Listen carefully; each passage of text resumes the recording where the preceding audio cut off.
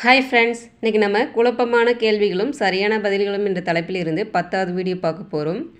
மகா மகோபாத்யாயா, திராவிட வித்யா பூஷணம், தாஷிணாதித்ய கலாநிதி உள்ளிட்ட பட்டங்களை பெற்றவர் யாருன்னு பார்த்தீங்கன்னா ஊவேசா அவர்கள் இந்த பட்டங்கள் கொடுத்துருக்குறாங்க.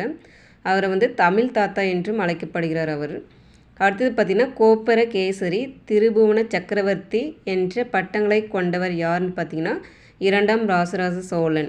இப்போ ஊவேசா அவர்களுக்கு என்னென்ன பட்டங்கள் கொடுத்துருக்காங்கன்னு பார்த்தீங்கன்னா மகா மகோபாத்யாயா என்ற பட்டங்கள், அப்புறம் திராவிட வித்யா பூஷணம் என்ற பட்டம், தாஷிணாதித்ய கலாநிதி என்ற 3 பட்டங்கள் கொடுத்துருக்காங்க.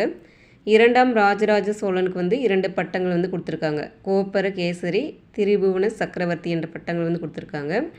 அடுத்தது பார்த்திங்கன்னா பாரதி என்ற பட்டத்தை எந்த அறிஞர்கள் அல்லது கவிஞர்களுக்கு வழங்கப்பட்டதுன்னு பார்த்திங்கன்னா சுப்பிரமணிய பாரதியாருக்கும்